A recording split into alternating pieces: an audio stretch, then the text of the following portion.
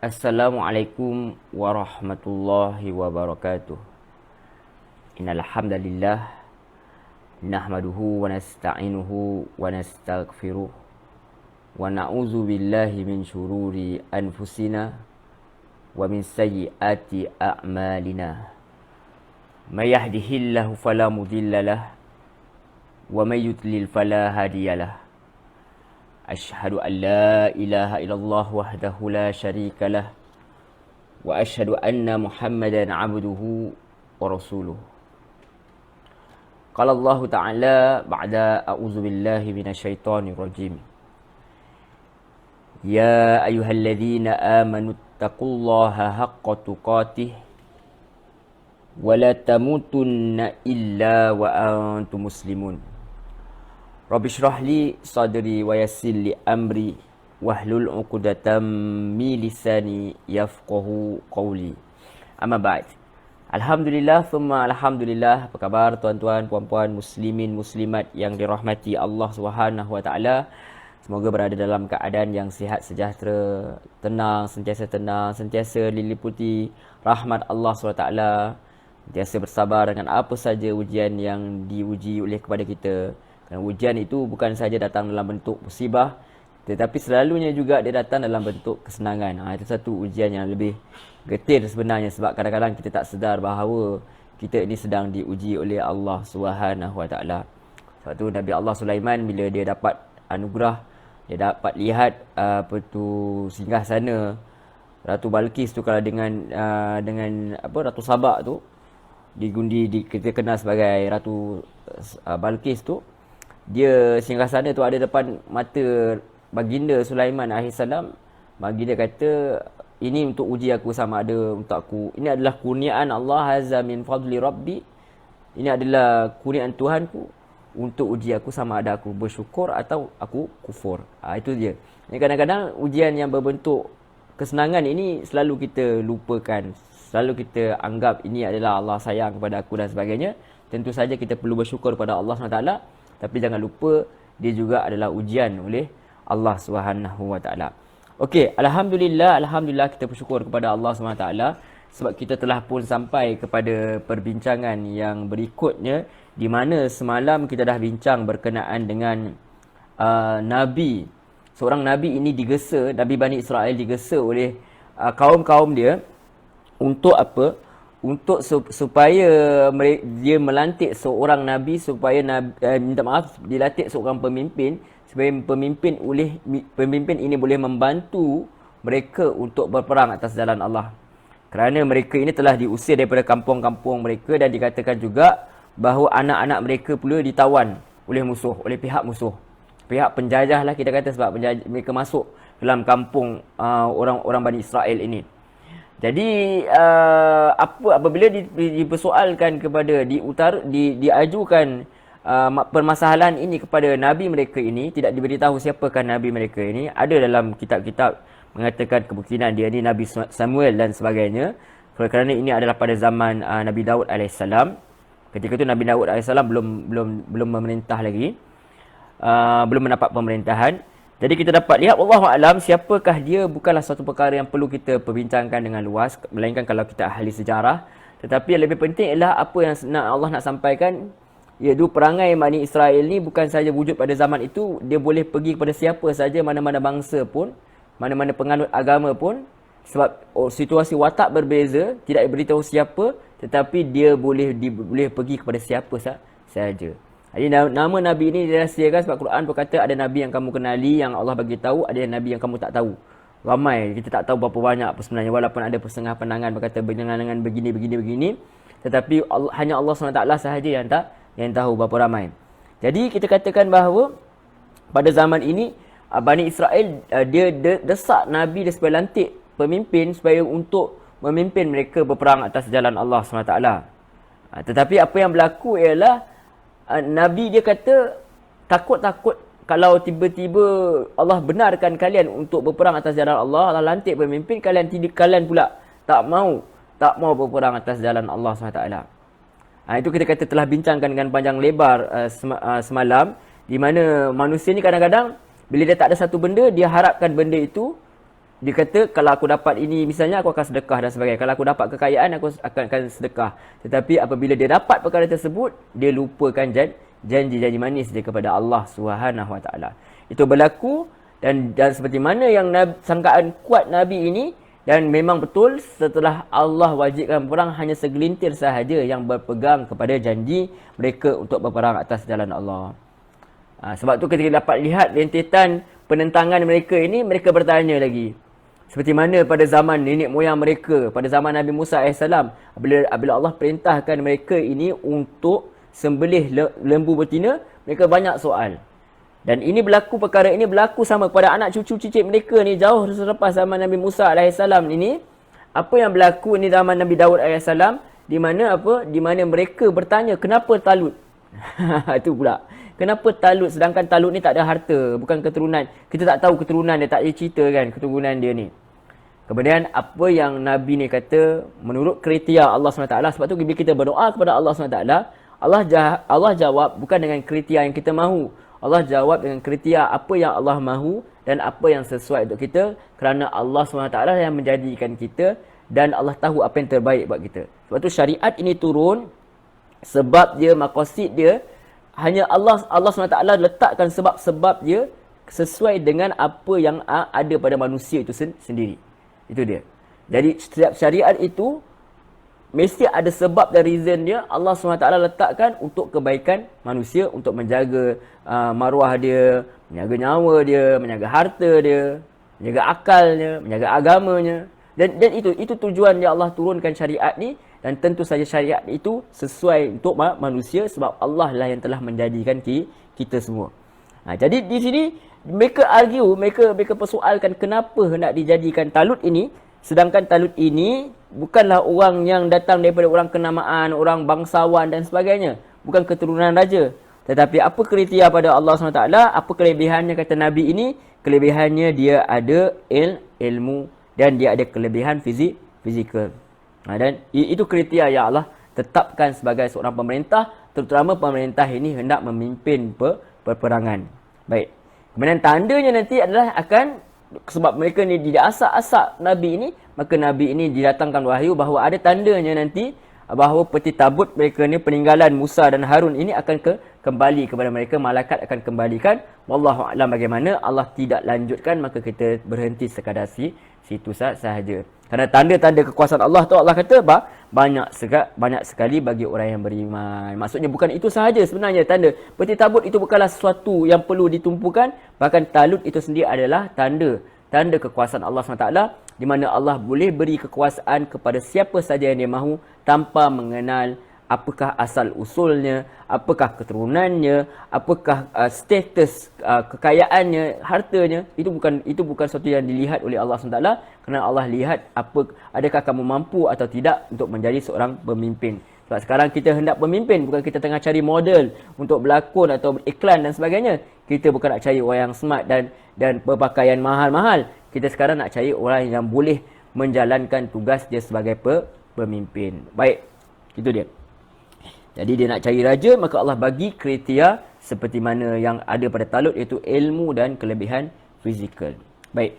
Kita teruskan pada ayat yang ke-249, insya-Allah. Seperti biasa, Sabtu dan Ahad ni kita akan adakan tadabbur ringkas mingguan lah dengan izin Allah SWT. Mudah-mudahan kita doakan supaya kita istiqomah untuk terus melakukan perkara tersebut, dan kita akan sentuh ayat-ayat itu setiap kali pertemuan satu muka surat, insya-Allah secara ringkas.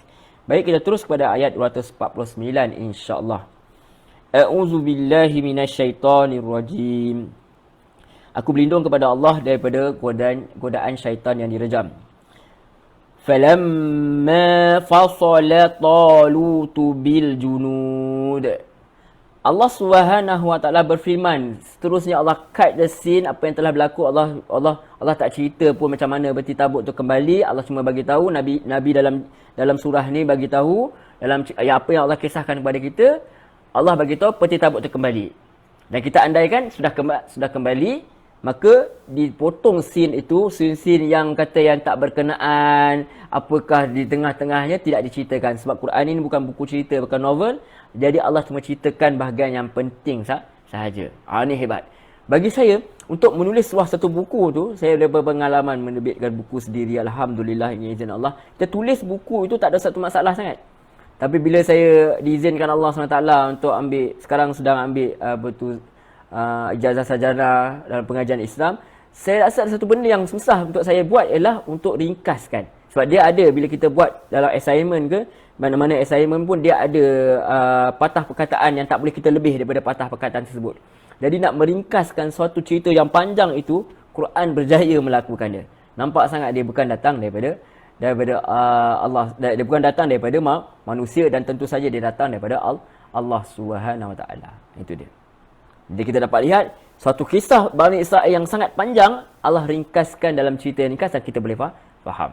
Nak dilantik satu raja itu dilantik namanya Talut, bukan datang daripada golongan bangsawan, bukan datang daripada orang yang kaya dan sebagainya, tetapi dipilih dalam satu manusia yang ada kemampuan ilmu dan juga kemampuan fizikal. Kemudian diringkaskan, mereka tak puas hati, Bani Israel tak puas hati, kemudian Allah ceritalah inilah kereta yang sepatutnya, dan akhirnya ada Allah bertunjuk tanda kekuasaan Allah SWT, tanda bahawa Talut ini akan membawa kegemilangan kepada sejarah Bani Israel ini dengan apa? Membawa kemenangan dengan izin Allah, dengan tanda baliknya peti tabut itu, tanda peninggalan Musa AS dan juga Harun AS. Maka diringkaskan cerita, maka ketika Talut ini hendak membawa bala tenteranya, maka ketika Talut membawa bala tenteranya, dia berkata, falamma fasala Talut bil junud, maka ketika berpisahlah, ya ini keluarlah mereka ini. Ada katakan dia keluar daripada Baitul Muqaddis. Siapa ni? Talut dengan tentera-tentera dia, yang dipimpin oleh Talut ini sebagai seorang raja dan juga ketua pemimpin kepada askar ni, tentera ini. Apa kata dia? Nampak? Kalau kita lihat bahawa di sini pada ayat ni, dia bukan sahaja ada ilmu, dia bukan ada orang yang fizikal yang bagus, yang baik, yang kuat dan sehat, kita katakan macam tu, tetapi dia juga ada tauhid, keyakinan dia kepada Allah SWT. So lengkap pemimpin dia. Mula-mula kita tak nampak benda ni, tapi dalam ayat 249 ni diceritakan kepada kita. Maksudnya dia ni ada lengkap, dia ada apa? Ilmu, dia ada kekuatan fizikal, kemudian dia ada agama, dia ada tauhid. Berdasarkan ayat ini dia kata qala innallah. Di sini kita tahu dia orang beriman.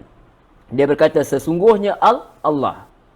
Dia tak kata sesungguhnya Lata ke Uzza ke ataupun nama-nama berhala lain ataupun nenek moyang dia tak kata gitu. Dia kata qala innallah, sesungguhnya Allah mubtalikum, dia akan menguji kamu. Qala innallaha mubtalikum binahar, dia berkata sesungguhnya Allah akan uji kamu dengan sungai. Seperti mana kita katakan tadi awal-awal pada mukadimah perbincangan kita hari ini, di mana ujian itu bukan sekadar datang dalam bentuk kesusahan, musibah dan sebagainya. Sebenarnya dia juga datang dalam bentuk nikmat. Dan kita lihat di sini Allah akan uji mereka ini dengan nikmat. Iaitu Allah uji mereka ini dengan syurga. Allah uji Nabi Adam AS dengan nikmat. Itu satu pokok yang tidak dibenarkan disentuh, dihampiri di syurga. Nampak? Allah uji manusia dengan nikmat. Tapi itulah manusia sering tertipu dengan nikmat. Bahkan ada ulama mengatakan bahawa ada orang ni dia tertipu dengan rahmat Allah SWT. Sehingga kan dia menangguh ibadah, dia kata nanti tu aku taubat, akhirnya tidak sampai ke waktu tua tu dan dia meninggal. Sebab dia tertipu dengan rahmat Allah SWT. Bukan Allah SWT yang menipu, tetapi dia sendiri yang tertipu dengan rahmat Allah SWT. Dia jadi orang yang bermudah-mudah, menyebabkan akhirnya terlambat. Tak sempat dia bertaubat. Hanyut dalam kemanisan hidup.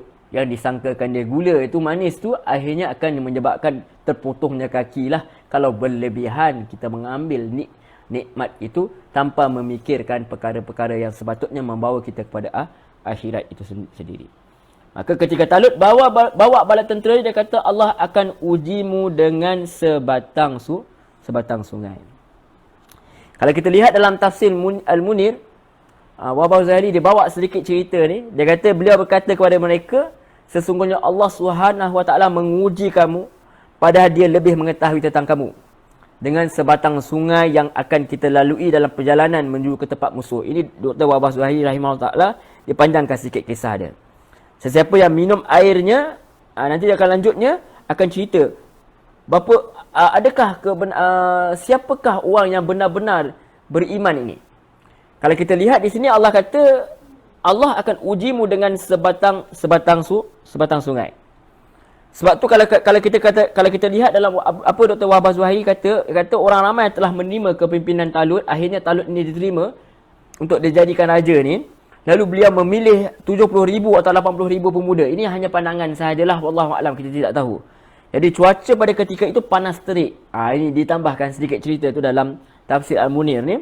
Beliau mahu menguji mereka untuk mengetahui kesungguhan mereka untuk peperangan. Jadi setelah Talut keluar bersama angkatan tenteranya daripada kampung mereka, beliau menguji sebagaimana biasa dilakukan oleh pemimpin yang bijak. Jadi dia nak uji siapakah orang yang berhak. Mungkin barangkali dia nak uji siapakah yang berhak berada di barisan depan, barisan pertengahan, belakang. Macam orang main bola lah, siapa yang boleh jadi striker, siapa yang boleh jadi defender. Jadi dia nak tahu siapa yang orang yang betul-betul boleh duduk barisan yang paling berani ni. Sebab orang yang di depan ni akan menyebab orang di belakang ni tengok. Kalau orang di depan lagi, orang belakang pun lari. Jadi kita kena cari satu orang yang barisan depan ni mesti yang padu, yang mantap lah. Kalau kita tuan-tuan suka tengok cerita peperangan orang Cina ke zaman-zaman cerita-cerita Taiwan kan. Peperangan kita lihat macam mana dia susun tentera-tentera dia. Itu pun menarik juga untuk sekadar pengetahuan am kan. Kita dapat lihat bahawa nak letak di barisan hadapan tu mesti orang yang power-power, orang yang mesti berani lah. Tak boleh letak orang yang takut penakut-penakut ni. Nanti dia akan menyebabkan orang di belakang pula akan ikut sama lemah. Itu kita katakan macam tu. Wallahu a'lam, itu cuma pandangan saja. Jadi kita dapat lihat bahawa apa berlaku ialah akan diuji dengan sungai. Dan sungai itu suatu perkara yang nikmat. Kita diuji dengan anak-anak, kita diuji dengan harta, kita diuji dengan pangkat, darjat dan sebagainya. Itu suatu nikmat. Sebab itu nikmat itu sebenarnya adalah satu ujian juga daripada Allah SWT. Kemudian apa kata Talut ini, raja kepada Bani Israel ini?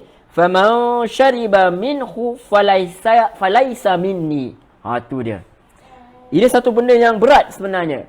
Apa kata Talut? فَمَنْ شَرِبَ مِنْهُ فَلَيْسَ مِنِّي. Siapa yang minum darinya, iaitu daripada sungai tersebut, فَلَيْسَ مِنِّي, bukan daripada aku. Berat tu. Maksudnya tidak dianggap sebagai salah seorang anggota tentera. Kalau ada gaji, maknanya kena potong lah, atau tak dapat gaji lah kalau kita kata macam tu. Ini berat ni. Jadi kita katakan ini satu ujian. Dan ujian ini kata Talut bukan ujian yang datang daripada aku, ini adalah ujian yang datang daripada Allah Subhanahu wa taala. Wa man lam yata'amhu fa innahu minni illa man ightarafa ghurfatan biyadihi. Jadi kita dapat lihat bahawa apa yang Talut tetapkan ini adalah kenapa dia kata datang daripada Allah SWT. Apa yang baik itu semua yang datang daripada Allah SWT. Dan Talut ini kan Allah kata kena taat pada Allah, taat pada Rasul dan ulul amri. Maksudnya selagi mana dia perintahkan suatu perkara yang makruf.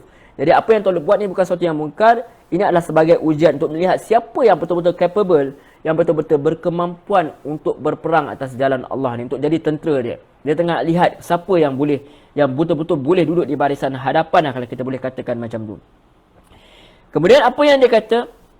Siapa yang minum air daripada sungai tersebut, maka dia bukan daripada pengikut aku. Wa man lam yata'amhu, dan siapa yang tidak dia meminumnya, fa innahu minni, maka sesungguhnya dia memang datang daripada golongan aku. Maksudnya dia memang betul-betul layak berada dalam tentera aku ni. Itu dia. Nampak tak, seorang pemimpin tu dia bagi semangat. Kalau kau tak minum, kau bukan datang daripada golonganku. Tapi kalau kau minum, kau akan datang daripada golongan aku. Bermakna orang boleh faham, maksudnya akan ada anugerah-anugerah yang diorang akan dapat lah kalau mereka ini mengikut mengikut arahan ketua ni. Mengikut arahan ketua dalam pemimpin ini sangat-sangatlah kritikal. Walaupun orang yang memimpin kita itu ketika itu adalah orang yang zalim sekalipun, dia pukul kita ke apa masa dalam ketenteraan, tapi soal dalam peperangan ini adalah soal yang tengah getir ni, tak kira siapa kita suka dia ke tak suka dia, ketika tu dia kena patuh. Kita kena patuh selagi mana perintah itu adalah perintah yang baik. Bukan dia suruh terjun dalam api kita terjun. Ada hadis Nabi kata kalau kamu ikutlah orang ni, ada seorang ni dia suruh kita terjun dalam api, maka ramai orang tak ikut perkara tersebut. Kalau kamu ikutlah, maka kamu akan masuk ikut dia dalam kemusnahan lah begitu. Jadi perintah Talut ini bukanlah perintah yang jahat, yang mungkar. Dia hanya nak uji, nak tengok tahap kekuatan. Sebab manusia tu masih boleh bertahan lah. Bukan yang sebelum tu mungkin mereka dah breakfast dan sebagainya. Jadi mereka tak boleh minum kat sungai tu je. Sebab sekarang dah waktu peperangan, nak lihat apakah sebenarnya yang menjadi target mereka ini. Adakah duniawi ataupun mereka ini pentingkan kepada akhirat itu sendiri. Perjuangan di atas jalan Allah SWT. Adakah mereka suka bersenang lenang atau mereka sanggup bersusah payah untuk jalan Allah SWT. Nak lihat ketahanan di diri. Jadi kalau siapa yang tak minum, maka kalian adalah datang daripada kalangan aku. Kemudian kita dapat lihat rahmat seorang pemimpin. Dia tahu. Itu pemimpin tu dia mesti sayang tau. Dia mesti ada rasa sayang dekat orang yang dipimpin. Dalam ketegasan yang kita nampak dalam Talut ini, tapi kita dapat lihat masih ada rahmat, masih ada kesian. Apa dia kesian? Dia kata siapa yang minum bukan datang daripada kalangan aku, daripada minum daripada sungai tersebut. Siapa yang tak minum, dia datang daripada golongan aku. Illa man iqtarafa ghurfatan biyadi, kecuali orang yang mencedok secedok dengan tangannya. Tapi kalau kamu minum sikit, sekadar hendak menghilangkan rasa dahaga, minum sedikit, satu cedok tangan ni, ambil dalam sungai, siapa tangan besar dapat lagi banyak lah kan. Kemudian minum, selesai, cukup. Sekadar untuk melegakan tekak itu, yang itu okey. Nampak tak rahmat? Di sebalik ketegasan itu ada kasih sayang. Kita dalam dakwah ni nak betulkan masyarakat ni, jangan kita duk bantai mereka sampai mereka tak mau ikut kita. Sampai dia kata apa yang kita buat ni memecah belah masyarakat dan sebagainya. Kita sepatutnya dalam kita menyebarkan dakwah tu mesti ada kasih sayang. Mesti ada orang kata berlebih kurang lah, kita kata macam tu. Supaya apa? Sebab kita ada target yang lebih besar. Kita lihat kepada Rasulullah SAW. Mana-mana siasahnya, dia punya strategi politik dia itu, ketika dia dalam perjanjian Hudaibiyah itu, dilarang untuk letak nama Nabi ini sebagai Rasulullah. Orang Arab Quraisy, kafir Quraisy tak bagi. Sebab kalau tidak, maksudnya mereka telah mengiktiraf kenabian. Sebab mereka berperang ni sebab mereka tak iktiraf kenabian Rasulullah SAW. Mereka anggap Rasulullah SAW mereka-reka sahaja. Jadi apa yang Nabi kata tak pernah masalah, padamlah. Sesungguhnya aku tetap Rasulullah, kau suka ke? Kau tak suka ke? Aku tetap Rasulullah, tapi nak padam demi siasah, demi untuk politik, tak ada masalah, padam. Untuk mencapai sesuatu yang lebih baik di atas tu. Target Nabi tidak melihat ketika itu, Nabi melihat lebih daripada itu lagi. Nabi melihat sampai ke masa depan, Nabi lihat apa yang faedahnya kalau ada gencatan senjata ni, orang boleh pergi Mekah, pergi haji, umrah sebagainya, dan boleh menyebarkan dakwah. Nampak tak? Jadi kita dapat lihat bahawa kita dalam berdakwah, dalam memimpin masyarakat, orang di bawah kita, pekerja kita, anak-anak kita, mesti ada rahmat. Dalam memimpin keluarga mesti ada kasih sayang. Dalam suruh anak solat semua, tapi mesti ada kasih sayang. Ada rasa kesian, ada nampak kelemahan diri, kita maafkan kelemahan dan sebagainya, kita didik. Dan mudah-mudahan, walaupun kadang-kadang tegas, Talut tegas, dia kata siapa minum bukan datang dari golongan aku, tetapi mesti ada rasa juga kesian atas apa yang atas orang-orang yang di bawah jagaan kita. Itu dalam satu kisah yang sangat ringkas, tapi kita boleh ambil banyak pengajaran bagi manusia yang mahu tadabbur, mahu berfikir. Ini bukan soal Bani Israel sahaja, ini boleh dibawa pada zaman kita, dan pada zaman mana pun dia akan kekal relevan. Pelajaran yang boleh diambil untuk orang yang mahu membuka dadanya untuk pelajaran yang datang daripada Allah SWT. Baik. Jadi siapa minum bukan golongan aku, siapa tak minum dia golongan aku, illa man ightarafa ghurfatan biyadi, kecuali yang orang yang mencedok secedok sahaja dengan tangan dia, yang minum sikit sahaja okey. Fasharibu minhu, maka mereka meminum daripadanya illa qalilam minhum, kecuali sedikit sahaja daripada mereka. Malangnya apa berlaku, mereka tak patuh arahan pemerintah. Seperti mana dalam perang Uhud nanti. Kita dapat lihat nanti dalam surah Ali Imran kalau tak silap, di mana ada antara orang Islam yang sangka bahawa dah menang dah. Maka ada antara pemanah-pemanah yang turun. Akhirnya kemenangan mereka tu berpatah balik. Khalid Al-Walid dia potong. Khalid Ibn Walid ni dia patah balik. Kemudian mereka ambush dia belakang. Menyebabkan akhirnya orang Islam kalah. Jadi mematuhi perintah pemerintah dalam peperangan ini terutamanya sangat-sangatlah kritikal. Sangat-sangatlah kritikal. Walaupun orang zalim ketika itu yang memerintah ketika itu, tetap kita kena patuh sebab ini dalam soal kritikal. Bukan masa nak pilih siapa yang aku suka, bukan masa nak undi apa semua. Ini kritikal. Bila kritikal kita kena dengar pemerintah walaupun kita tak suka kepada pemerintah tersebut. Bila dah habis pilihan dah habis peperangan pilihan raya, pilihlah pemerintah yang sesuai dengan kita lah. Baik yang kita rasa soleh, yang rasa lebih baik dan sebagainya. Apatah lagi pemimpin ini adalah orang yang beriman seperti mana Talut, dan juga ada ilmu dan juga ada kekuatan fizikal, ada keupayaan untuk memimpin. Kemudian apa yang Allah kata, malangnya fasyaribu minhu illa qalilam minhum. Maka mereka semua minum kecuali sedikit sahaja daripada mereka yang masih kuat mempertahankan diri. Dan juga orang kata kuat lulus ujian lah, kita kata macam tu. Maksudnya ada jati diri yang kuat, setakat air sahaja bagi mereka tak ada masalah. Kalau kita lihat dengan lebih dalam lagi, apa yang Allah SWT nak sampaikan kepada kita? Kalaulah seorang yang ditugaskan untuk menjaga keamanan, ditugaskan untuk memimpin masyarakat, dengan soal dunia ini mereka kalah, bagaimana mereka hendak memimpin orang di bawah? Bagaimana mereka hendak betul-betul berkhidmat untuk rakyat? Bagaimana mereka benar-benar sanggup berlapar untuk rakyat? Kebanyakan yang kita lihat pada zaman kita, mereka hanya mahu rakyat berlapar, tetapi mereka sendiri tidak sanggup meninggalkan kemewahan mereka, tidak sanggup meninggalkan lifestyle mereka. Itu yang Allah nak ajar sini. Kalau orang yang memimpin, orang yang menjaga masyarakat itu sendiri, mereka sendiri tidak boleh meninggalkan kemanisan-kemanisan dunia, bagaimana mereka hendak mengharapkan orang di bawah itu meninggalkan perkara tersebut. Lihat Rasulullah sanggup tidur di bawah, berlantaikan tikar gitu macam tu sahaja.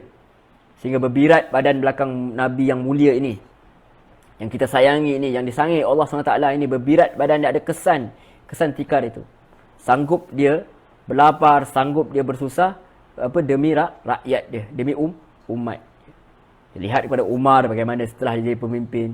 Kita lihat kepada, kalau riwayat Umar juga, Umar Ibn Aziz tu, bagaimana dia sebelum dia jadi khalifah dan selepas dia jadi khalifah. Bagaimana zuhudnya mereka dengan dunia ini demi apa? Demi rakyat. Sebab apa? Mereka tahu mereka berkhidmat untuk rakyat, dan itu juga amanah datang daripada Allah SWT. Kalau bab air di sungai ini sahaja, sedikit nikmat ini pun boleh kalah, apatah lagi kalau kalian diuji dengan nikmat yang lebih besar nanti.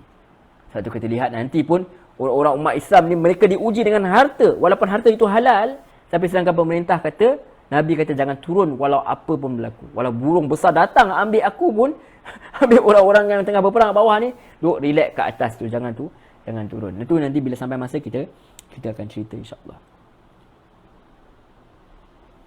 Jadi kita dapat lihat bahawa di sini Allah ceritakan bahawa fasyaribu minhu ila qalilan minhum, maka mereka minum kecuali sedikit daripada mereka. Maka apa berlaku pada mereka, kita dapat lihat jati diri orang yang tidak mengikut perintah pemimpin ini, apa mereka buat. Falamma jawazahu huwa walladzina amanu ma'ahu qalu la taqata lanal yawma bijaluta wa junudih. Dari kita lihat, memang jati diri mereka ini sebenarnya jati diri orang-orang yang lemah. Setakat air sahaja mereka gagal untuk lulus ujian ini, mereka gagal untuk menahan diri. Bahkan kalau nak minum, kata minum secedok cukuplah kalau betul-betul dahaga. Tapi mereka minum sepuas-puasnya lah, kita katakan. Jadi apa yang berlaku seterusnya, maka tak kala jawazahu, dia menyeberangi sungai tersebut. Huwa walladzina amanu, dia Talut dan orang-orang yang beriman ma'ahu bersamanya. Yang ini orang-orang beriman dan orang-orang beriman di kalangan Talut ini berseberangi sungai. Qalu, mereka berkata, yakni mereka ni siapa? Orang-orang yang minum daripada air dalam sungai tadi. Qalu la taqata lanal yauma bijalut wa junudi. Tidak ada kekuatan bagi kami hari ini dengan Jalut dan bala tenteranya. Sebab tu Allah cerita, ketika dia dan orang-orang beriman bersamanya menyeberangi sungai itu, mereka berkata kami tak kuat lagi pada hari ini melawan Jalut dan bala tenteranya. Itu masalah dia lah. Apabila kita lihat mereka ni gagal menguasai benda yang kecil, jadi apa yang kecil itu akhirnya akan jadi lebih besar. Kita dapat lihat jati diri. Diuji dengan perkara yang kecil sahaja, rupanya untuk menerbitkan wajah sebenar orang-orang yang berada di situ. Mereka pergi berperang atas rasa keterpaksaan semata-mata. Diuji dengan kesusahan, mungkin dengan cuaca yang panas, terik dan sebagainya. Akhirnya mereka sendiri merasakan bahawa mereka lihat bala tentera pun hebat dan lebih banyak, hebat dan mungkin berkelengkapan. Mereka rasa takut. Qala allazi, dan mereka kata kami tak ada kekuatan dah untuk melakukan perkara tersebut. Bahkan mungkin mereka juga orang yang beriman. Orang yang ada iman kepada Allah SWT. Tetapi kita dapat lihat, iman itu dia ada turun naik dia. Qala allazina yazunnuhu annahum mulaqullahi kam min fi'atin qalilatin ghalabat fi'atan katsiratan biiznillah. Ini sebenarnya ayat selepas ini sebenarnya untuk bagi semangatlah pada umat-umat Islam yang akan terlibat dengan perang Badar, bahawa mereka ini sedikit tetapi ramai. Tapi musuh mereka ramai. Kalau kita zaman sekarang kita dapat lihat bahawa orang Islam tu ramai tapi dalam keadaan tertindas, seolah-olah kita ini adalah banyakkan orang Islam ni semua negara-negara dia tak berapa kuat dah, semua baru membangun. Kalau ada pun mereka tak konsentrate bagi tempuan sangat untuk membantu orang-orang di bawah dia, orang Islam yang lain. Jadi kita dapat lihat bahawa kita dalam keadaan lemah. Jadi kita tak boleh putus harapan. Kita mesti bangkit dengan ilmu, dengan kekuatan, sains dan sebagainya. Kita tengah heboh bab vaksin dan sebagainya. Why not kita pula, kalau kita dah rasa macam tak percaya dengan orang luar buat vaksin ni, kita dah kena melabur dah untuk sains ini, untuk vaksin dan sebagainya. Jangan kita dibazirkan duit begitu sahaja untuk perayaan dan sebagainya. Baiklah kita konsentrate untuk buat R&D dan sebagainya. Mudah-mudahan kalau tak dapat sekarang, di masa akan datang. Yang itu sebenarnya kita kena fikirkan. Jadi qala allazina yazunnu annahum mulaqullahi kam min fi'atin qalilatin ghalabat fi'atan katsiratan biiznillah. Mereka kata, maka berkatalah orang-orang yang yakin bahawasanya mereka ni akan bertemu dengan Allah Subhanahu wa taala.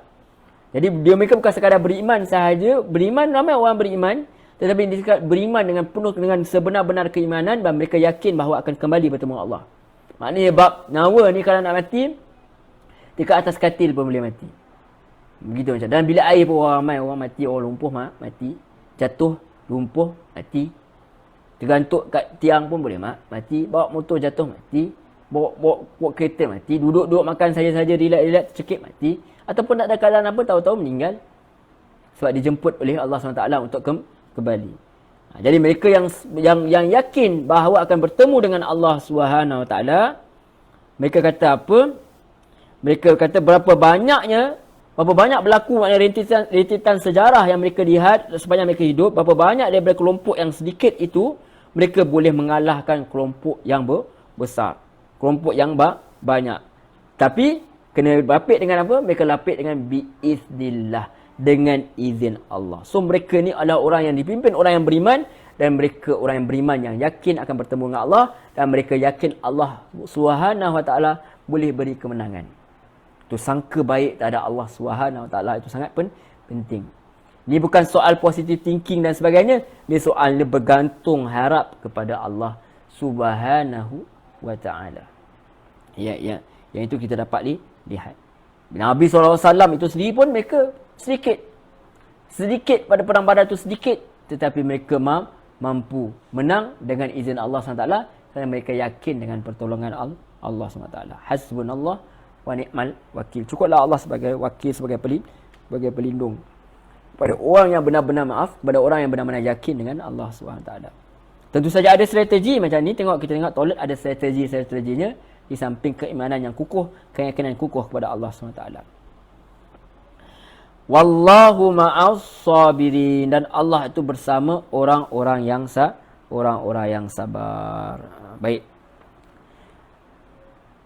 Sebab tu kalau kita lihat, kita baca sedikit daripada Dr. Wahbah Zuhaili rahimahullah ta'ala, dia kata apabila Talut telah berjaya menyeberangi sungai bersama sebilangan kecil tenteranya yang benar-benar beriman dan patuh kepada perintahnya. Sementara di belakang mereka follow lah, diikuti pula oleh golongan yang minum air sungai sepuas hati. Ketika itu mereka melihat Jalut dan tentera yang ramai mengatasi mereka dari segi bilangan, dari segi peralatan. Lalu tentera mukmin berbicara sesama mereka tentang ketidakmampuan untuk menghadapi Jalut dan tenteranya. Apatah lagi untuk menewaskan mereka. Lantas keraduan mereka disanggah oleh orang-orang mukmin yang yakin pertemuan dengan Allah dan pembalasan daripadanya terhadap segala amalan pada hari akhirat. Mereka adalah orang yang mengharapkan salah satu antara dua kebaikan, iaitu sama ada syahid di jalan Allah atau kemenangan menewaskan musuh. Mereka berkata, janganlah kamu terpedaya dengan sebilangan kecil dengan bilangan mereka yang ramai. Banyak kali dah berlaku. Berdasarkan rentetan sejarah kan, manusia belajar daripada kehidupan. Kumpulan yang sedikit dengan kekuatan iman dan keizinan Allah berjaya menewaskan kumpulan yang ramai. Kumpulan yang sedikit dengan kekuatan iman dan yang ini percaya benar dengan keajaiban yang datang daripada Allah SWT, pertolongan Allah SWT dan keizinan Allah berjaya menewaskan kumpulan yang ramai.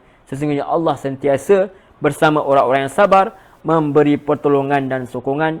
Sesungguhnya kemenangan ini diraih dengan kesabaran. Allahu Akbar. Itu apa yang dikatakan oleh Wahbah Zuhaili rahimahullah ta'ala. Baik. Jadi kita dapat lihat bahawa kita kena sentiasa, orang Islam dia tak boleh berputus asa. Kata silap Nabi Yaqub, dia kata tak berputus asa lah manusia ni, melainkan dia orang kafir. Kalau tak silap Nabi Yaqub lah. Tapi ada perkara tersebut ada dinyatakan Al-Quran. Hanya orang yang kafir sahaja dia berputus asa kepada Allah SWT. Kafir maknanya kufur lah. Kufur maknanya dia ingkar dengan Allah SWT. Daripada zat dia, ada kemampuan Allah SWT. Ini bukan soal ragu-ragu dengan kemampuan diri. Ini soalnya ragu-ragu dengan kemampuan pertolongan yang datangnya daripada Allah SWT. Jadi dia telah melibatkan soal akidah juga. Jadi bila kita dalam kesusahan, dan kita dibuang kerja dan sebagainya, jangan kita rasa macam putus harapan. Sedangkan banyak sekali bentuk pekerjaan yang kita boleh ceburi. Bahkan kita boleh create sendiri kita punya pekerjaan asalkan halal dan mematuhi undang-undang lah. Itu dia. Dan kita dapat lihat bahawa jangan pernah berputus asa dengan rahmat Allah. Pasti ada jalan yang keluar bagi orang yang bertakwa. Baik. Jadi Allah bersama dengan orang-orang yang sabar. Wallahu ma'as sabirin. Dalam ayat lain kita dah kata apa? Mintalah pertolongan Allah bisabri wa dengan sabar dan dengan solat. Kita kena lihat bahawa bab sabar ni ada macam-macamnya sabar. Sabar dengan ujian, kesenangan, sabar dengan musibah, sabar dengan dalam mengikuti segala perintah Allah SWT. Macam ni diperintahkan supaya jangan minum air ataupun bersabar untuk menjauhi larangan Allah SWT. Itu semua bentuk-bentuk kesabaran. Kalau kita lihat dalam kisah Nabi Yusuf, insya-Allah kalau kita sampai, itu kisah yang sangat menarik untuk kita tadabbur lagi. Ini pun kisah menarik, alhamdulillah Allah sampaikan kepada kita ayat 250. Walamma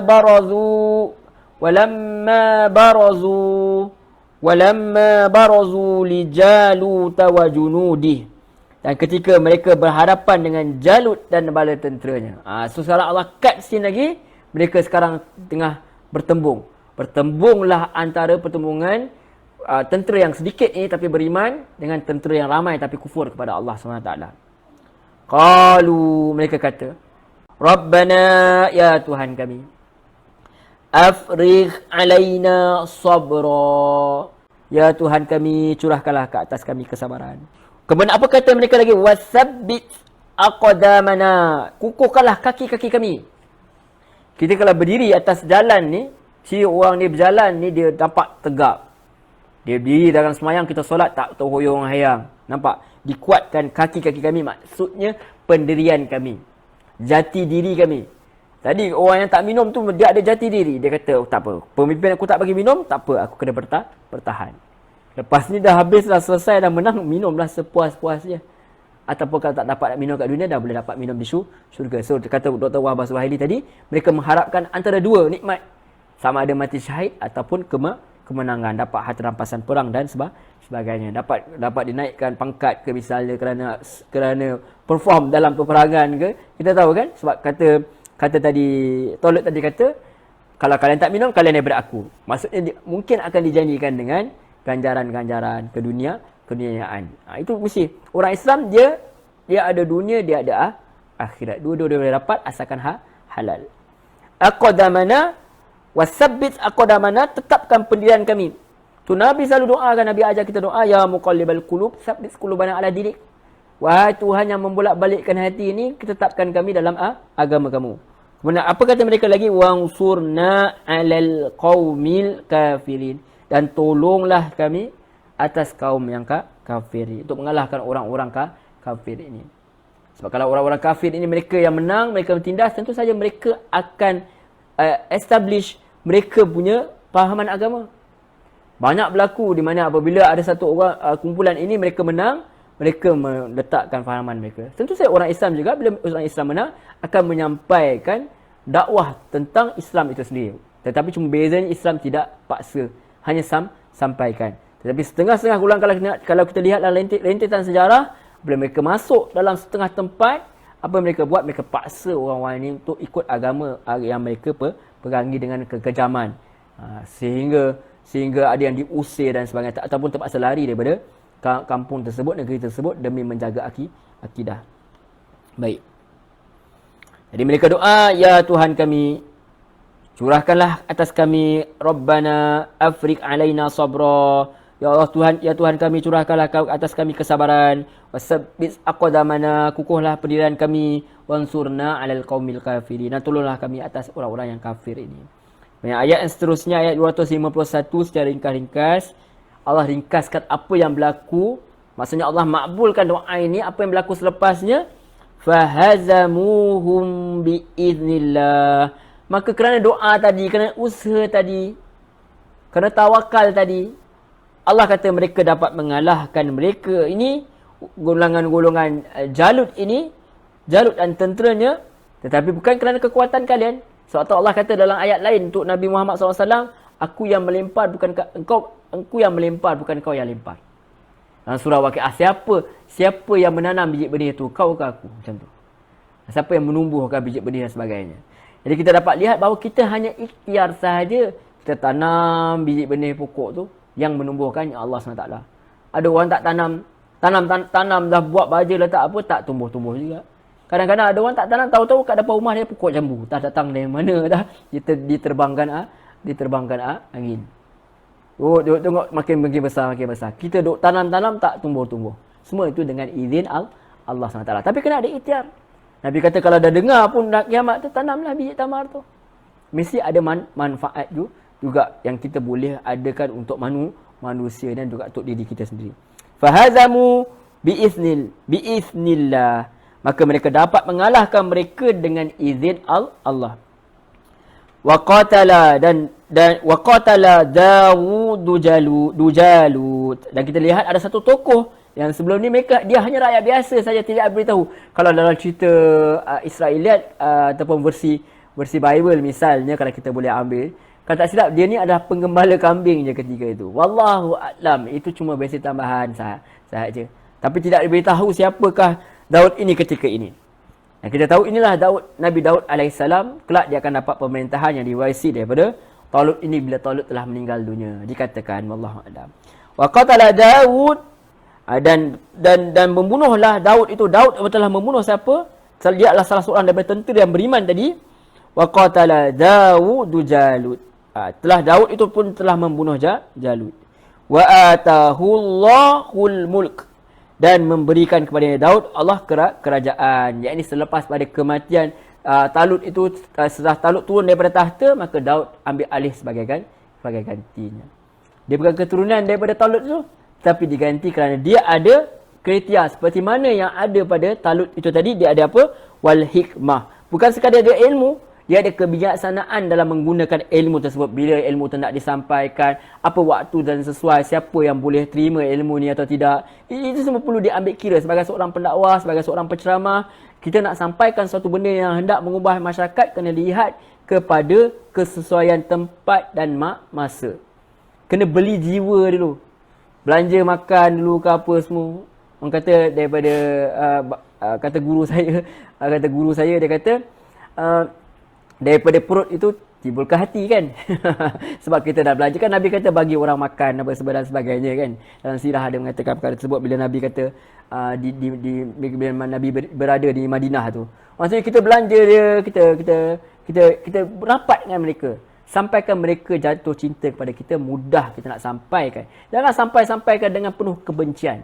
Dengan penuh merasakan bahawa orang di hadapan kita ni salah, maka orang tu akan defensif, menyebabkan mereka terus jauh daripada kita. Jadi Allah kata, wa atahullahu mulka wal hikmah. Dan Allah telah bagi kepada Daud ini kerajaan Allah dan juga hikmah, kebijaksanaan. Bukan sekadar ilmu tapi hikmah.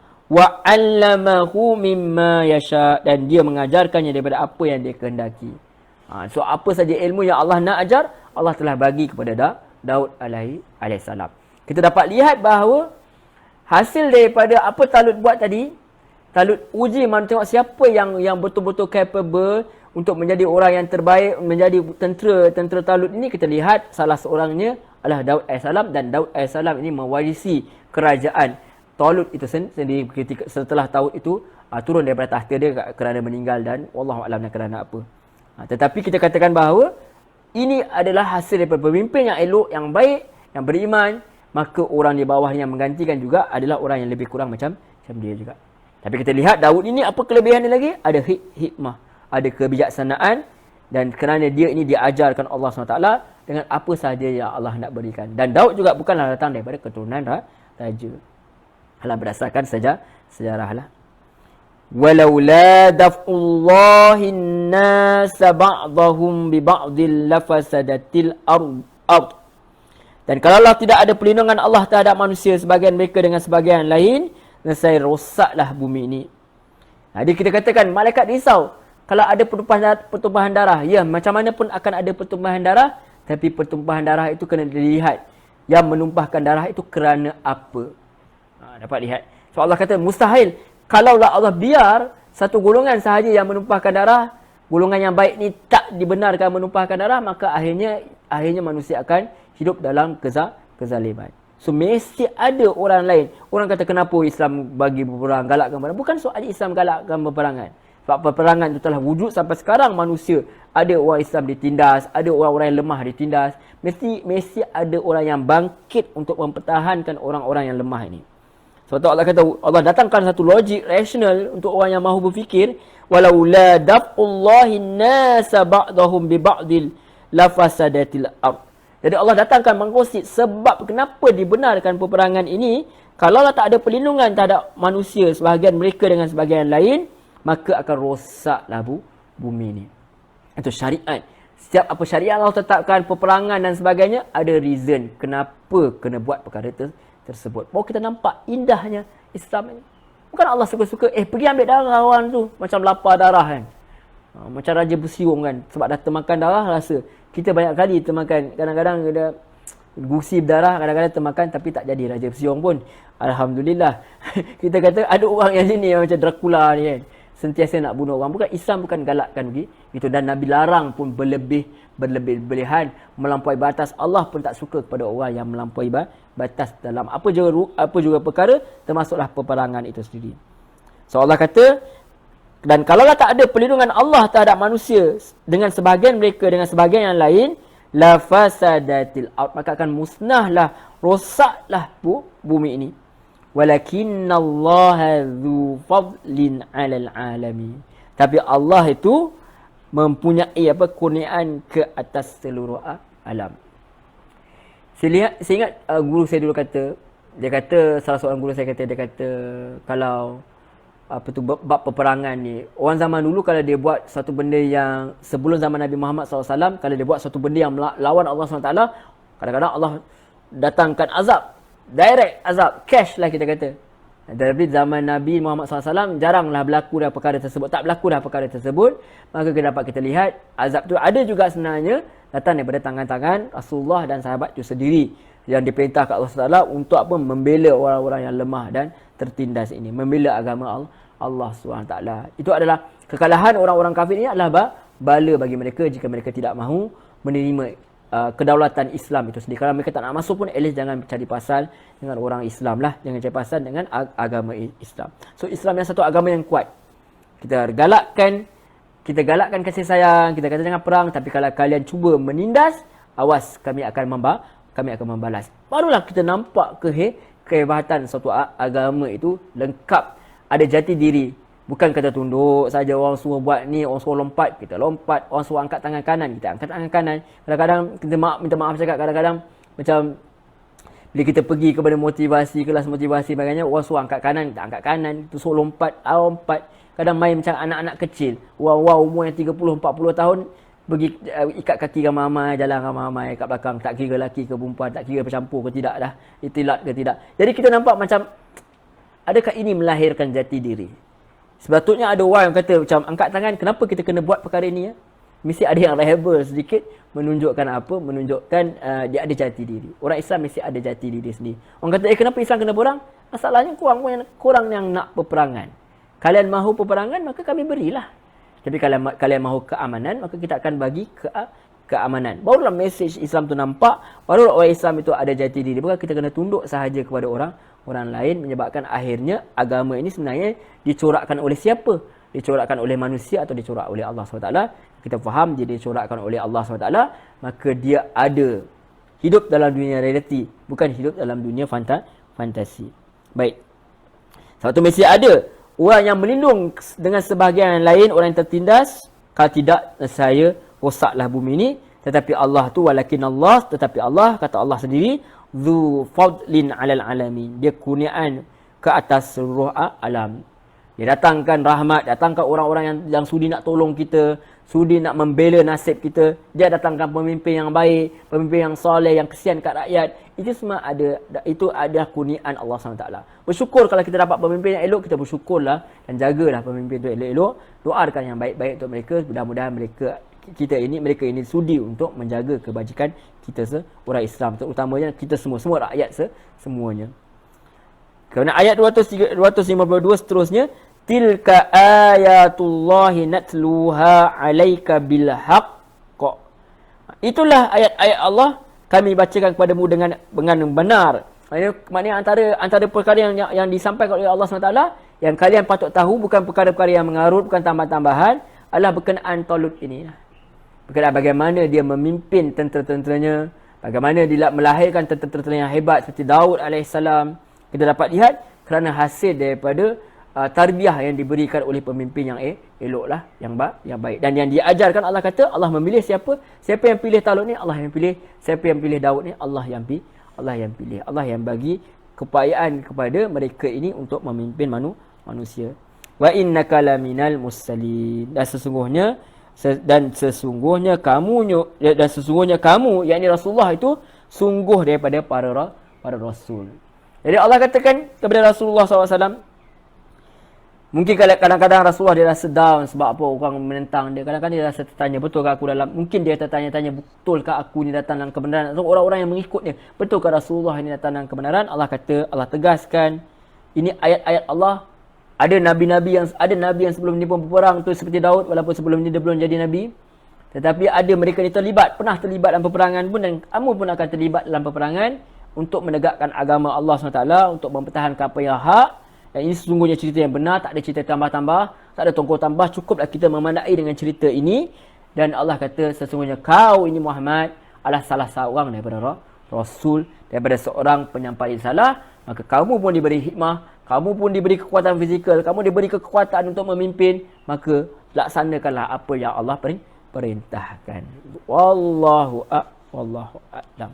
Kalau kita lihat daripada Syekh As-Sadi rahimahullah taala, dia kata, dan di antara tanda-tanda kerasulan beliau adalah adanya kisah ini, di mana Allah menghabarkan pada beliau tentang kisah ini sebagai wahyu untuk beliau dari Allah yang sesuai dengan kenyataan dia, apa yang berlaku daripada zaman Rasulullah sendiri. Dia bukan sekadar kisah untuk didendangkan sebelum tidur, tetapi ada kisah untuk dia ambil pengajaran sesuai dengan pada zaman kita ni, pada zaman Rasulullah ni, dan tentu juga pada zaman mana pun. Jadi kata Syekh As-Sadi, kita bacakan, izinkan saya bacakan supaya kita dapat manfaat insya-Allah.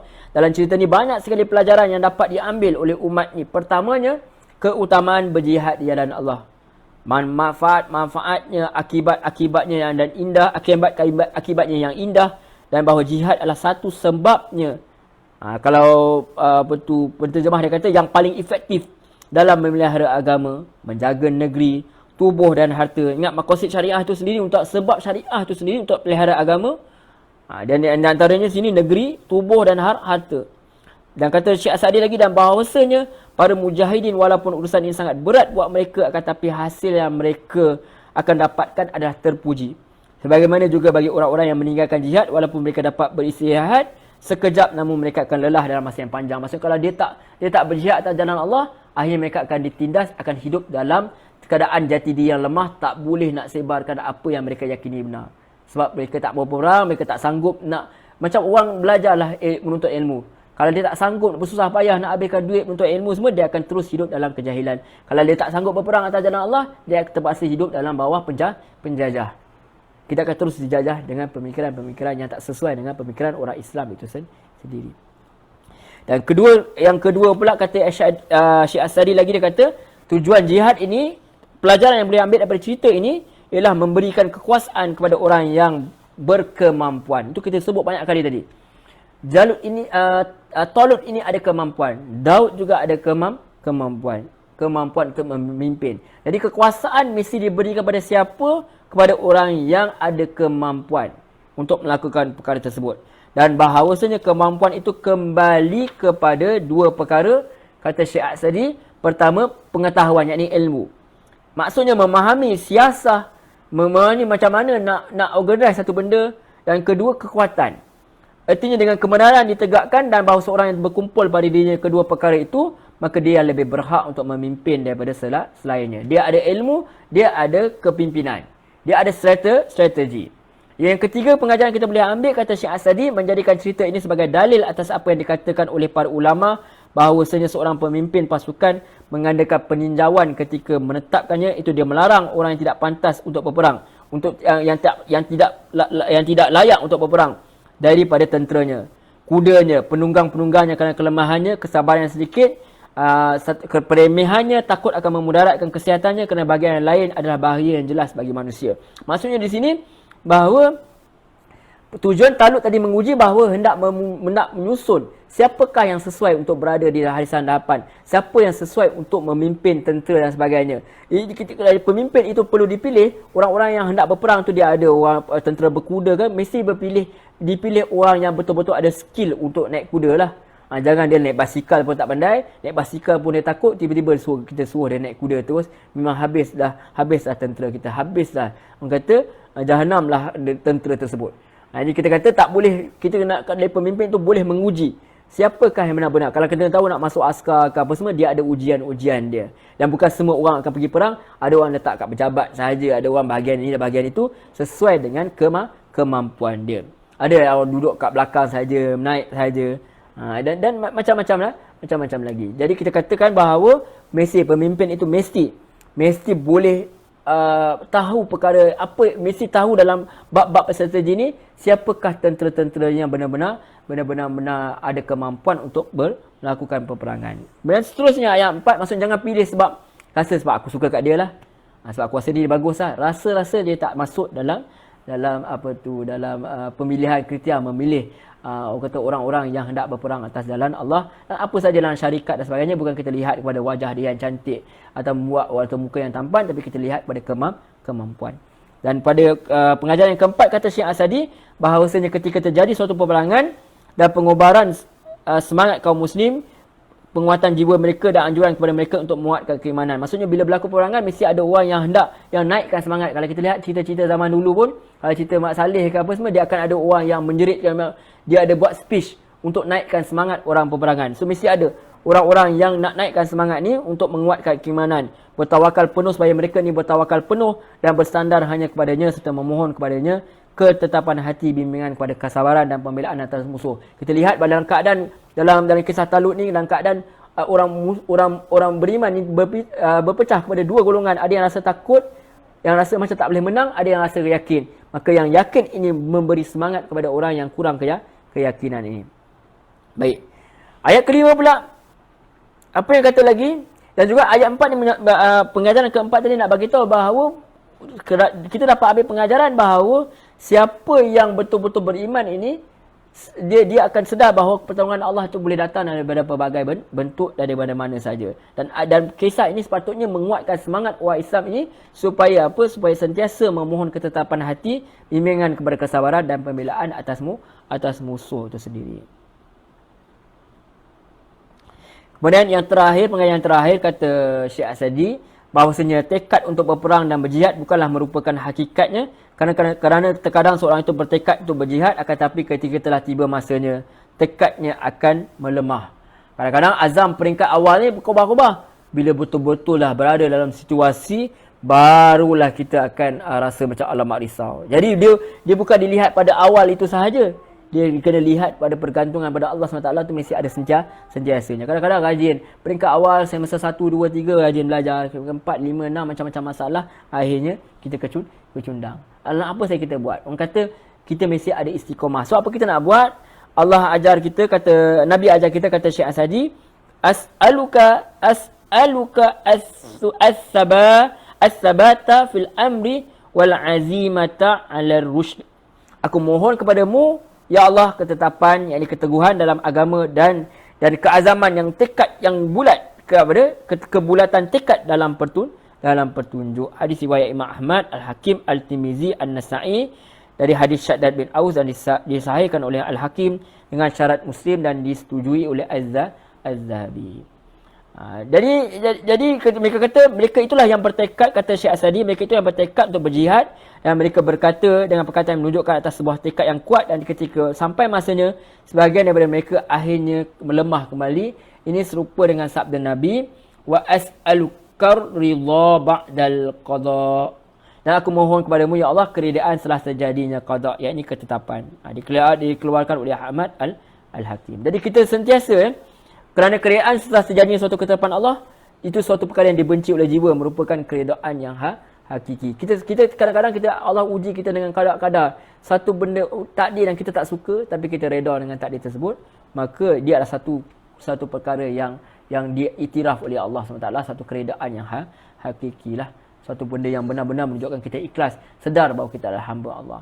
Jadi itulah pengajaran yang kita ambil. Kadang-kadang kita semangat di awal, tapi dia hujung-hujungnya kita rasa macam tak kuat. Jadi kita katakan bahawa Allah SWT bagi tahu sebenarnya peperangan itu bukan suatu benda yang disukai, tetapi dia ada ujian-ujiannya, dan beruntunglah kepada orang yang tetap sabar, yang tetap mengharapkan pertolongan daripada Allah SWT.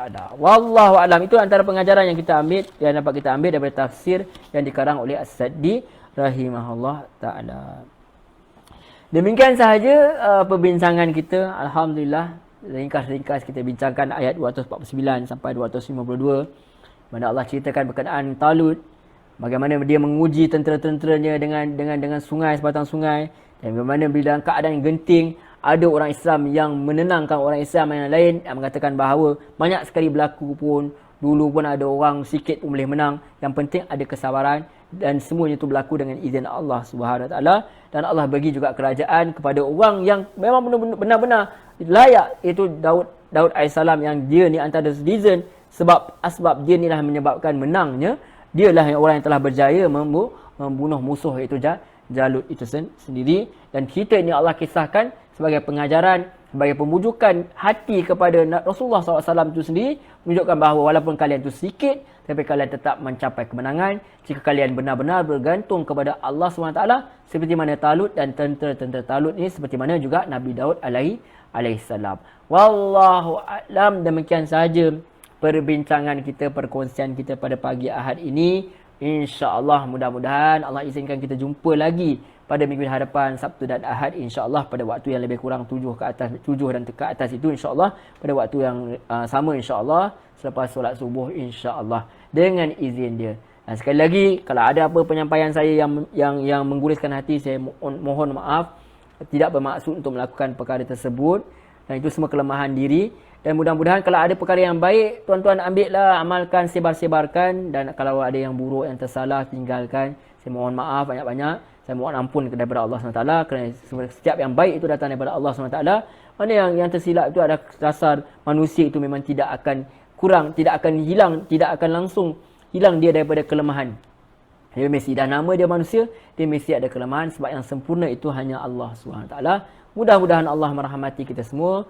Mudah-mudahan Allah izinkan kita untuk terus melakukan usaha-usaha untuk tadabbur ayat-ayat Allah ni, dan mudah-mudahan kita dapat mengamalkannya supaya kita dapat kebaikan di dunia dan di akhirat. Jumpa lagi tuan-tuan, puan-puan, muslimin, muslimat yang rahmati Allah. Terima kasih kerana sudi menonton, sudi mendengar. Mudah-mudahan Allah rahmati kita semua. Kita tutup dulu, kita tangguh dulu pertemuan kita ini dengan tasbih kafarah.